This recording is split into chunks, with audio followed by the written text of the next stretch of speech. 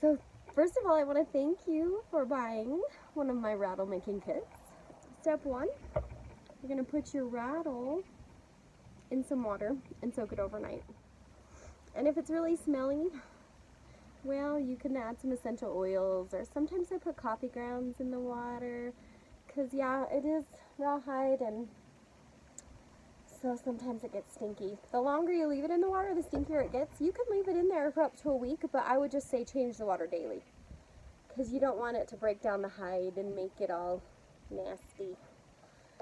So sometimes I have to leave it in a little longer than a day just to get it soft enough. That 24 hours while your rattle is in the water is like a really great time to honor that animal spirit and be feeling of the energy that you want to infuse into your rattle. So sometimes I put crystals in the water. I have this big quartz crystal. I love quartz because it's protection, and so if you're into crystals, it's one of my favorite modalities. There's different energies that you can put into your rattles that way, or just with a blessing. You can easily give your rattle a blessing. I've got a chopstick for stuffing. I've got a needle with a pretty big eye hole, and it's a blunt needle so that it makes it a little easier for sewing, but you could stitch it without a needle too. Just trim your piece of leather. I have a big pair of scissors, and I have this huge bag of old fabric strips. At this point, you're ready to decide what kind of stitching you're going to do. So I brought a few examples out today. This one just goes round and round and round. This one took a lot more lacing, so I went around and then I went in and out of the holes as well. So if yours has extra lacing, or you can easily use things like sinew or any other thing you have at home that you might want to lace with, get creative. I'm going to choose easy and use the needle. So you're just going to start lacing however you choose. In and out, round and round. If you have a lot of lacing, you can go a couple of different ways. I'm excited to talk to you about what goes inside the rattle. So I have been getting way more creative over the years of the things I put in there. I have these little fishing boxes that I have started this huge collection of everything that I could find. So I don't know how well you're gonna see that, but this is all my goods. So there's like popping corn, and there's Indian corn, and there's wooden beads, and BBs. I bought copper BBs because I love the meaning of copper and the idea of putting some sacred metals inside of there. So then I have just a little thing of the anthill rocks that I've picked up, and ghost beads I love.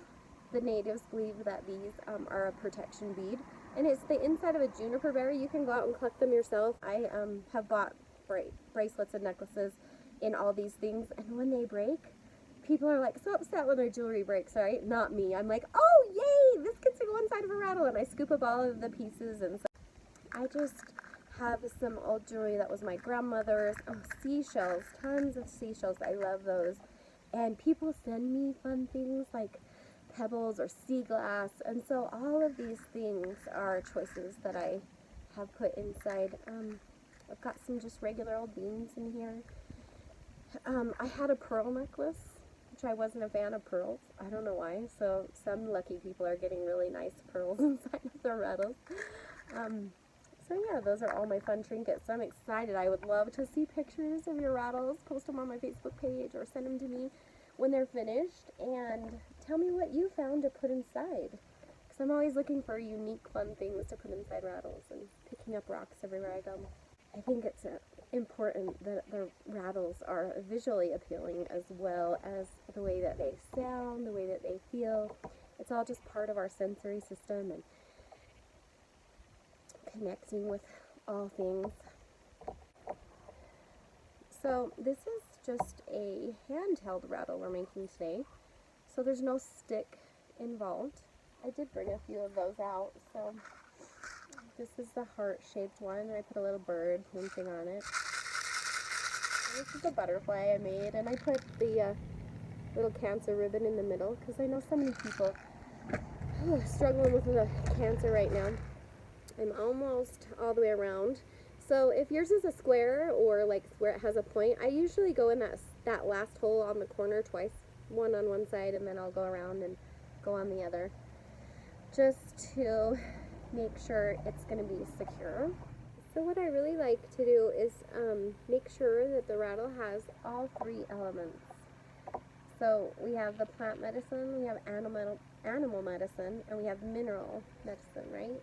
Those three things. And so where this one doesn't have a stick, you don't really have the plant. So I try to put something inside like ghost beads, or that comes from a tree, you know, the or some wooden beads or something, along with my mineral. So BBs sometimes I put in for the minerals, rocks, crystals. There's just so many choices. I'm going to tie a knot here, and sometimes I can string beads on these little ends. Like this one I left ends on for the butterfly to be its little feelers up there, its antennas. So there's just so many different ways to get creative. So I have 3 holes about open left, and I'm going to start the stuffing process now with my pretty little fabric pieces. And I've tied mine all in knots because they were all different lengths to make it easier for unstuffing when it gets hard. You can just grab that end and pull it right out. If you don't have a chopstick, there's always crochet hooks or even a stick from your tree. Okay, so I'm just stuffing my rattle right now full, getting it really tight and puffy, because however I leave it, if it's lumpy it's fine. There's no right or wrong or perfect way, but just however you leave it, that's exactly how it's going to dry. It's going to turn into this petrified potato chip is what my kids call them. They look like potato chips. I just have this whole box of all these little different shapes of rattles, waiting to go to homes like you, where creative women can make their own spiritual healing tools.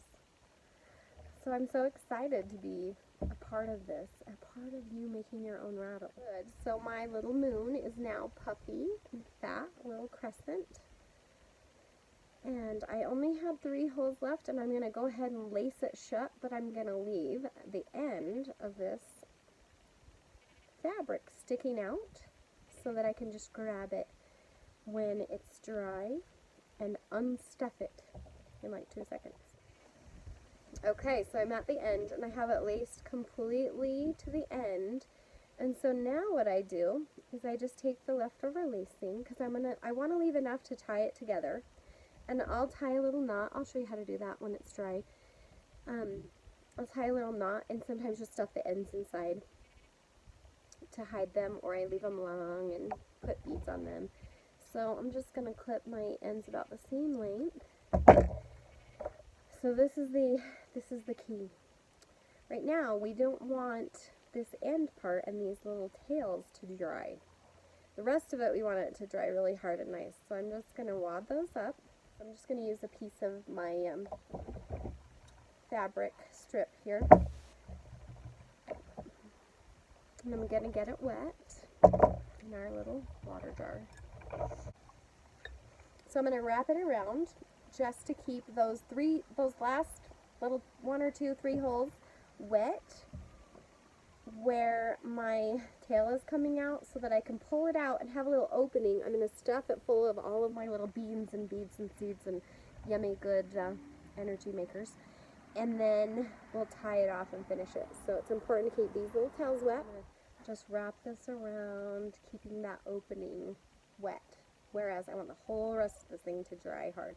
So if you can keep it outside, that's great, because the wind blowing will just dry it faster.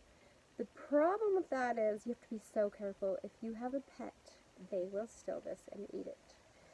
I found that out the hard way more than once. So beware of dogs, because even if they're dried hard and in your house and on the shelf, dogs' favorite things are rawhide sticks and horns, bones, things like that. So all these fun things that we're using as our sacred medicine, they love it too. They're not dumb. They're really smart. So, okay, so we're at this point. I've got this just jumbled up right here and wet. And sometimes I'll add more water to it if it starts to dry out too much, because I just want to keep that little part wet. So I'm going to set it down over here and let it dry out, and we'll get back in a little while and finish her up. Got my sacred sage over here burning. I like to smudge. New energy, right? One of my favorite things about rattle making is thinking about this animal's life and that it was a four-legged. It was here walking this earth. This cow was on the earth. I have some elk in the house. It was alive walking this earth like 2 weeks ago. And it became this beautiful giver, this beautiful sacrifice for us. And I just use a little sage and smudge because I want to bless this animal as that transition. Its spirit is now going to live on in these tools that we're making. It's starting to dry out. It looks beautiful. It's getting clear. It's still nice and wet under the wrap here, but I just redunked it in water so that it can stay nice and moist. So it's time to finish up our little handheld rattle. Oh, it's still a little bit wet right here where we're going to be working, and look how beautiful and clear this one has dried. So what we're going to do is we're going to unstuff it. So we just want to loosen those last few stitches we did where it's still wet. And then we're going to grab a hold of our magic ribbons. We're magicians today, right? I just keep pulling it out. There we go. So this is Grandmother Moon, and I picked a lot of seashells and things from the ocean because the moon and the waves, the tides, the cycles, they're all connected as one, along with us women. So I'm just going to open up the end where it's still soft and put these fun little treasures inside. I have a pearl, and I also picked a few of the BBs made out of copper. I got copper BBs. So I've got everything that I picked out in there, and I'm just going to give it a little shake. See if I like it, see how it looks. So then I'm just going to take my lacing, pull it back tight so everything will stay inside. And then I'm going to tie the two ends off and make a little knot to finish it off so our little goodies won't come out. And sometimes I just cut these ends off. It's completely up to you if you like the looks of them. They're going to get really hard though and pokey. So this rattle is complete. So now I want to talk about if you're making a rattle with a handle. There's so many fun things we can do with handles. So this is a drumstick rattle that I made. So it can also be a drumstick, but also has a rattle on the end. This is a nice piece of sage wood.